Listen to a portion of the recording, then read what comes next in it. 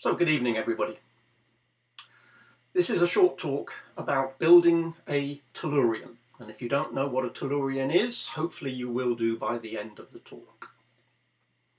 So you've probably already met an orrery, a representation, a model of the solar system. Some of them are mechanical, some of them are motorized, some of them might be wind up, but there's a typical motorized version of an orrery made out of brass in which all the planets move round at their respective speeds, or at least relative speeds, and of course the relative sizes, again, not necessarily to scale with their distance from the Sun. But a Tellurion is a model of the Earth, Moon relative to the Sun, which can of course be in more detail than you could possibly get if you wanted to have a model of the entire solar system.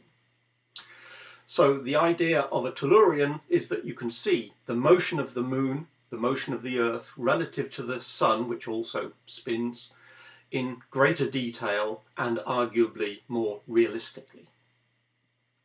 So although it is a rather beautiful instrument in its own right, and you might want to own one of these or possibly build your own in order simply to put it into a display cabinet, the main purpose of a Tellurion is to demonstrate various aspects of the Earth-Moon-Sun system. For instance, as the Earth spins relative to the Sun, you can see the reasons for day and night. Because the Earth's axis is tilted by 23 degrees relative to the plane of the Earth's orbit, and the Earth's axis always points in the same direction as it goes round the Sun, so we can get a demonstration of the seasons as the Sun illuminates mainly the northern hemisphere and then later mainly the southern hemisphere. But also the Tellurion can be used for looking at lunar phases as the Moon goes around the Earth relative to the Sun. Of course, different parts of the Moon will be illuminated, but it can also give you predictions or demonstrate lunar eclipses and solar eclipses. And it can do that because the mechanism of a Tellurion should have built into it all of the necessary gearing to correctly work out how fast the Moon is moving around the Earth and the conditions under which an eclipse can occur. And let's just remind ourselves what that is to make sure we understand why eclipses occur. The orbit of the Moon around the Earth isn't in the same plane as the orbit of the Earth around the Sun. So if we think of this large slab here as being the orbit of the Earth around the Sun, this is the plane of the Earth's orbit, so this is the ecliptic. You can see the plane of the Moon's orbit around the Earth is inclined. It's probably just a little bit exaggerated in this particular diagram, but it's about 5 degrees. And the line that is the common line between the Earth's orbit and the Moon's orbital plane, that line is called the line of nodes, which is indicated here. So if the tilt of the Moon's orbit is as indicated in this particular diagram, then the line of nodes is this line here, indicated by my cursor. So you can see that if a new moon occurs whilst the orbit is like this, the new moon's shadow will be above the Earth, or further north than the Earth, and we won't get an eclipse. And similarly, the full moon will occur below the Earth's shadow, so we don't get a lunar eclipse. And similarly on the other side of the Earth's orbit, here the new moon is too low so the shadow doesn't hit the Earth, and here the full moon is too high to be in the Earth's shadow. But at certain times of year, if the line of nodes, as indicated by this part of the diagram here, if the line of nodes is pointing towards the Sun, then if a new moon occurs when the new moon is on that line of nodes, then the Earth and Moon and Sun are all aligned, and so we get a solar eclipse. And if that occurs when the full moon is on the other side of the orbit, if again the full moon occurs whilst it's on a line of nodes, then we get the moon in the Earth's shadow, so we get a lunar eclipse. And similarly if we have the other side there. So what matters is, where is the moon in its orbit? because clearly we need a new moon for a solar eclipse and a full moon for a lunar eclipse, but we must also take into account this so-called line of nodes. So we must know not only how long it takes the moon to go from one new moon to the next, or one full moon to the next. If we want to predict solar eclipses, we have to calculate how long it takes the moon to go from one nodal point back to that same nodal point again, which is not the same length of time as it takes the moon to go from new moon back to new moon. So that's why eclipses don't occur every month. So if we want a Tellurion to be a realistic way of predicting how the moon moves, we need to embed in the mechanism 3 distinct lunar months. One is the so-called synodic or synodic month. This is how long it takes the moon to go from new moon to new moon, or if you prefer, full moon to full moon. And that is dealt with by that particular ring in the Tellurion, and you can see that the moon is attached to a little pole here, sitting on this ring, and this ring rotates at the relevant speed to mimic one synodic month. But we also have to work out, is the moon at one of these nodes? And the length of time it takes to go from a node back to the same point again is a different month. It's not a synodic month, it's a draconic month or draconic month. And that is dealt with in the Tellurion by the fact that we have a ring there. Perhaps you can see that this ring here underneath where the arrow is pointing is approximately horizontal, but this ring where the D arrow is pointing is actually inclined. And that is taking into account the tilt of the moon's orbit. So this is something like a 5-degree tilt, and the moon is actually riding on this little rod here, which is running on this particular track. And so as the moon goes round the Earth, it will rise and fall according to the tilt of the moon's orbit. And that ring itself is rotating, but not quite at the same speed as this ring, because a draconic month is not the same as a synodic month. And finally, we need one more thing to take into account how eclipses work, and that is, how long does it take the moon to go from the closest point in its orbit? Remember, the moon's orbit, although the Tellurion treats them as circles, the moon's orbit is actually an ellipse. It's very close to a circle, but it's actually an ellipse. And so at certain points in the orbit, the moon will be closer to the Earth, perigee, and at certain points it'll be further from the Earth, apogee. And that is taken into account in this particular Tellurion. Other Tellurions may differ. This particular case, the so-called anomalistic month, is taken into account in a dial on the side here, which I'll show you when we get a slightly better view of it. But each of these months is different, and the number of days in each of these months is as indicated there. Nearly 30 days for new moon to new moon, but the length of time it takes to go from node to node is a couple of days less than that, 27.2 days, which again is slightly different than the length of time it takes the moon to go from perigee back to perigee again. The perigee is important for eclipses simply because if the moon is at its closest to Earth, it appears big in the sky, and it will be large enough to cover all of the sun to give us a total eclipse if the eclipse conditions are met. But if the moon is at its furthest point in its elliptical orbit around the Earth, if it's at apogee, then the moon is so far away it's not actually subtending a large enough angle in the sky to cover the entire disk of the sun. And so we get an annular eclipse. So the anomalistic month is useful for us to tell what type of eclipse we get if a new moon occurs, for instance, at a node and gives us an eclipse. Then the anomalistic month tells us whether it's going to be a total eclipse or an annular eclipse. So how do you go about building a Tellurion? Well, one option is to collect the parts which were available from a particular distributor and may be available again. And this was the classic builds in weekly parts to a complete Tellurion.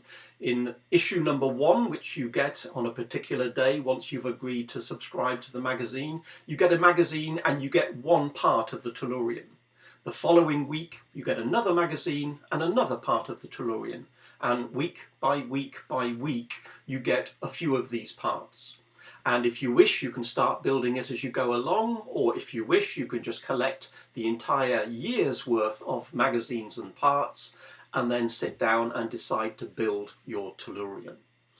And there are 52 parts and they cost quite a few pounds each, so this is quite an expensive way of making yourself a Tellurion. I'll talk about options in just a second.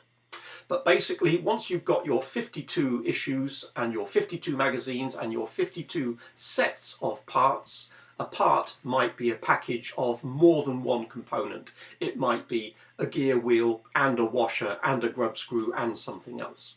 By the time you get to the 52nd installment, you get the final grub screw, which I'm sure is quite important, and I'm sure the whole thing falls apart if you don't put that final grub screw in.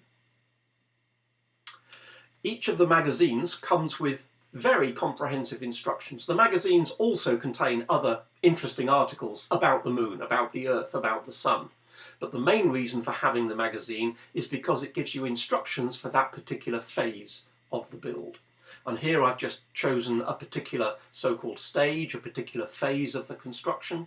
And for instance, it tells you, a little table there tells you what you're getting with each magazine. So perhaps you can't read the text down the bottom there, but for instance, this particular phase of the construction involves a 91 tooth gear.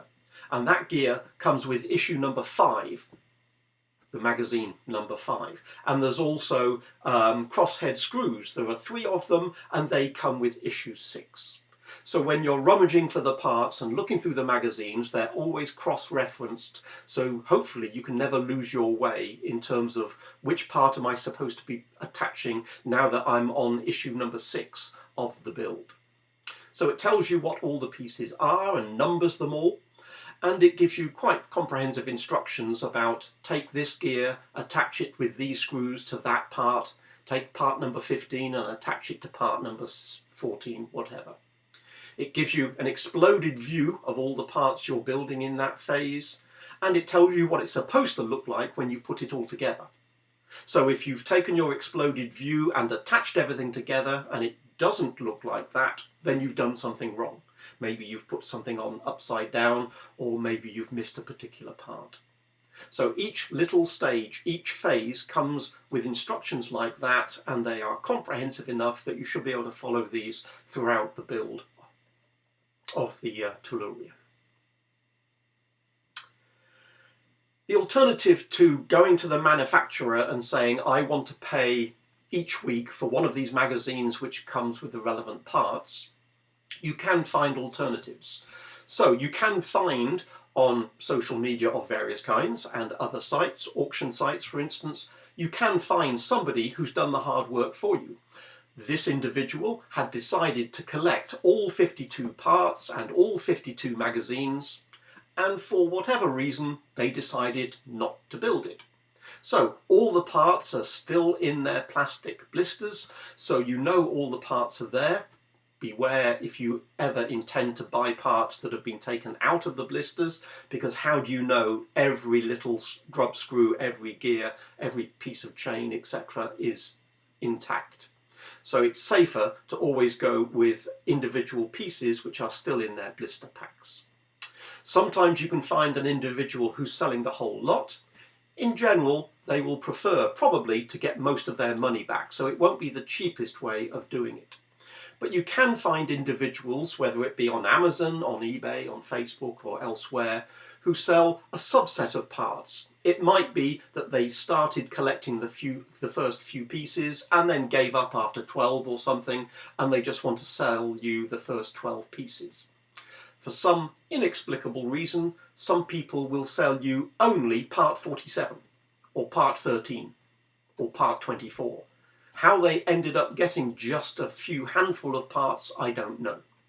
But some people will sell you half a dozen pieces for 10 quid, which is a bargain. Other people will sell you quite a substantial number of pieces.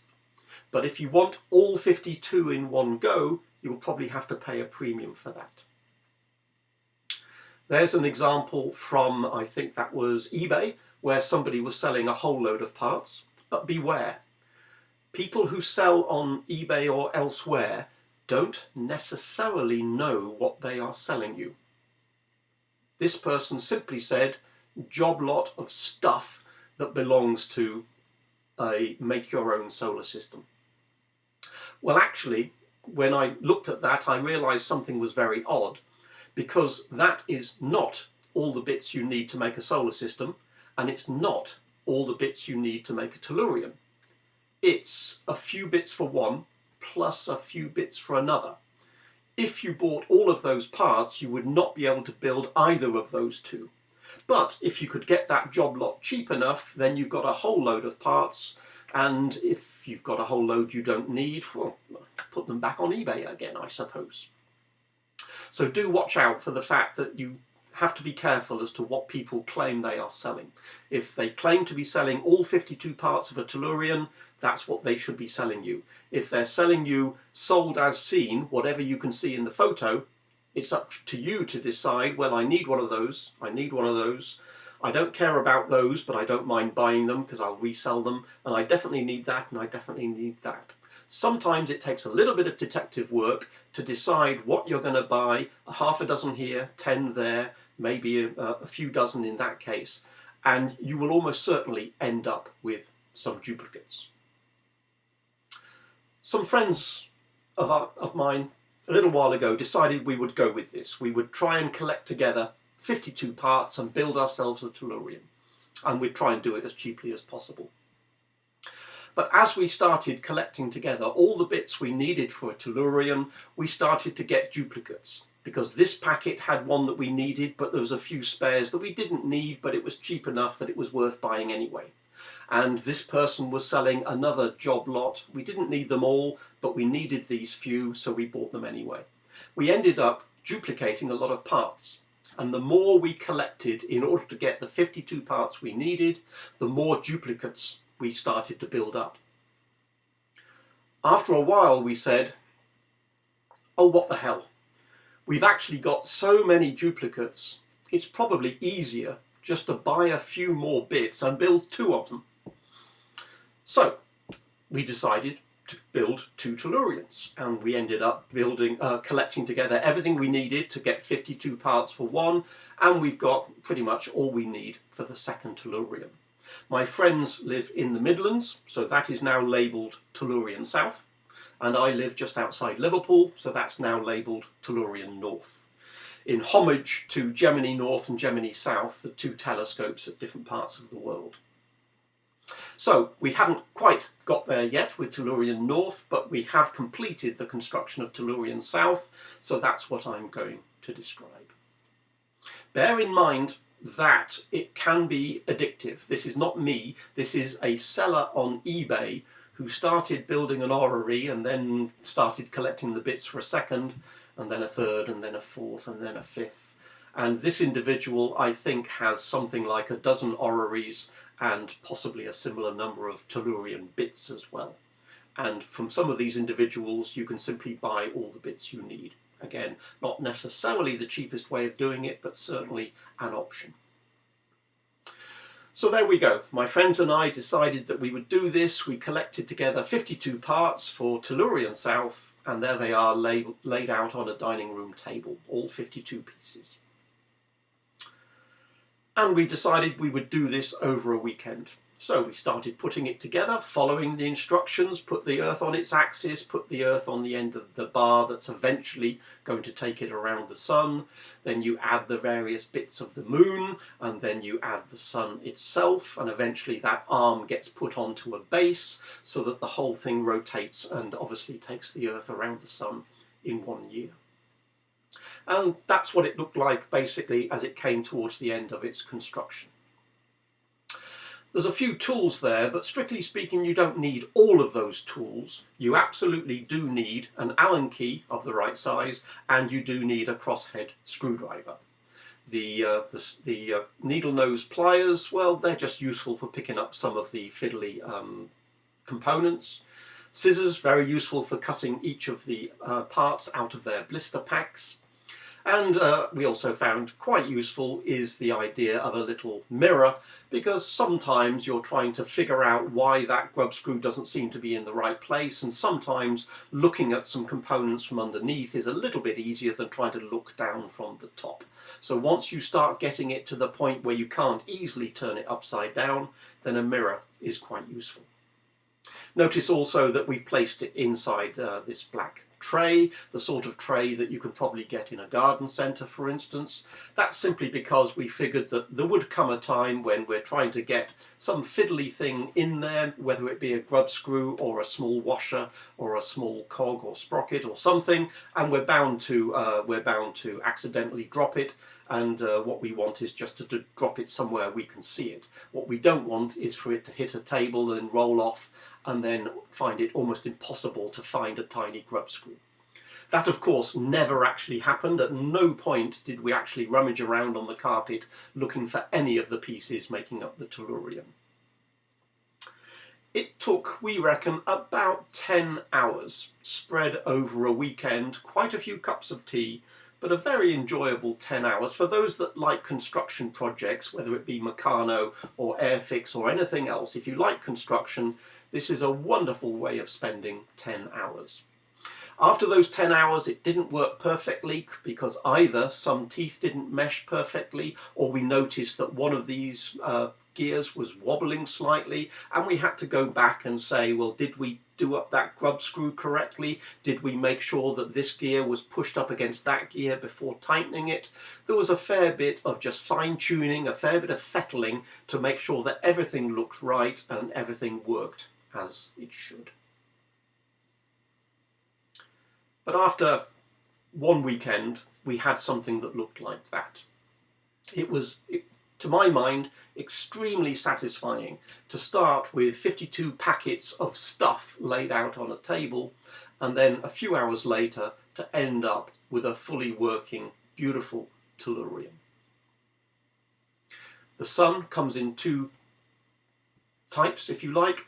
A simple orange ball and a ball with an LED lamp inside it, such that if you wish you can sort of simulate it doesn't necessarily throw the correct shadows, because of course the relative sizes of the Earth, Moon and Sun are not correct and the relative distances are not correct. It's purely illustrative, so you can't expect the shadows it's casting to be strictly correct, but it still looks nice to have an illuminated sun in the middle of your Tellurion. So let me just show you what it looks like when it's operating. There is a motor in the base which has a speed control. It doesn't work particularly well if you make it too slow, because you need to have things with a little bit of momentum. We have found that if you get the Earth to rotate once every 2 seconds or so, in other words 1 day equals 2 seconds, then you can see everything moving quite nicely. You can see the Moon on its gear moving around the Earth. And you can also see that the sun rotates as well.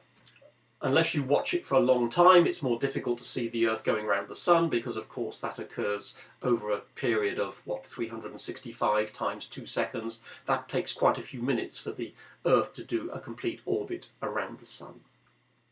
But whilst we've got it here, let me remind you that the Moon moves around on this ring, which takes into account the synodic month. Underneath we've got the draconic ring, which is tilted. And it's when that particular draconic ring is lined up with the sun that we get eclipses. And it's down here at the front where we have a little indicator, perhaps you can see that tiny little indicator there, which is pointing to a point on this ring here, which is inscribed with an ellipse.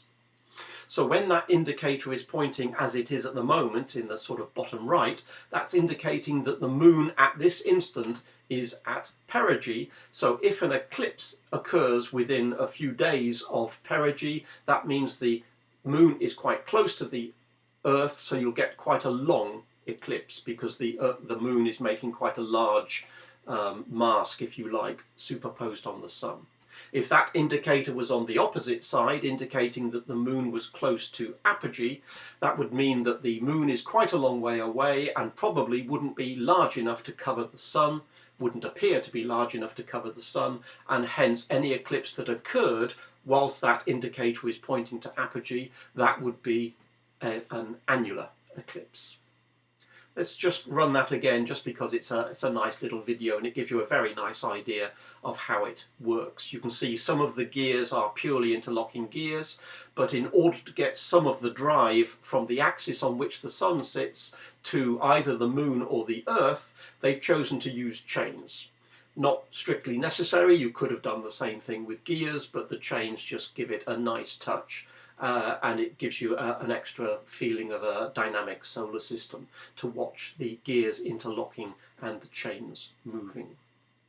If we look at just a little more closely, we can see some of the rather hypnotic action of the Tellurion in action.